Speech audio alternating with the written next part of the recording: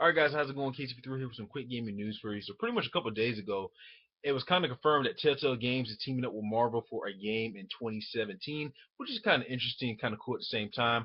Because pretty much, we've seen Telltale Games, they worked on things like The Walking Dead. Um, Dang, what's the other games that came to my mind? Hold up.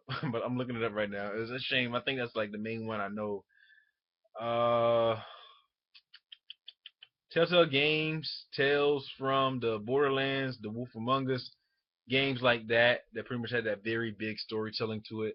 Um, they were they were huge games out there, and it was kind of crazy because I remember one. I think The Walking Dead. It got nominated for Game of the Year and actually won Game of the Year. So I'm like, what, really? It looked like at first at a glance it looks like a game that shouldn't be a Game of the Year thing, but then when you play the game, you experience it as a whole different subject. So it's something about actually experiencing the game itself than actual just looking at the gameplay for yourself. You actually got to experience it, not just look at the gameplay and just judge it how you see it. You got to actually experience it.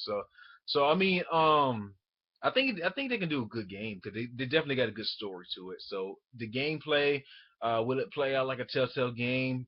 Um, it may have its own different type of formula to it. It will have its own formula, I believe, to it. But just hearing that, the story of the Marvel game, whatever Marvel game they're going to do, if they're going to do something about an Avengers game or do something, a spin-off from Marvel Ultimate Alliance or something like that, or just a different character within the Marvel universe, the story is going to be, I must say, it's going to be pretty much spot on because they have some very good stories.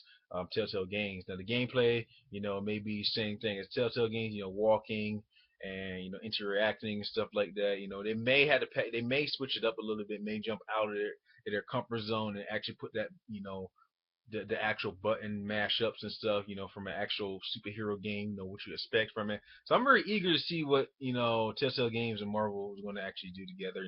It's been a while since we seen a good Marvel game, a last good Marvel game. I think the last good Marvel game was about Spider-Man, Spider-Man Web, no, Spider-Man Shattered Dimensions. We had the four different Spider-Mans from different alternate universes and dimensions, and that was actually pretty good. You got four different Spider-Mans. They got their own different style and stuff like that. So I thought that was the last great, last good decent, Spider-Man game, or last good decent Marvel game in general.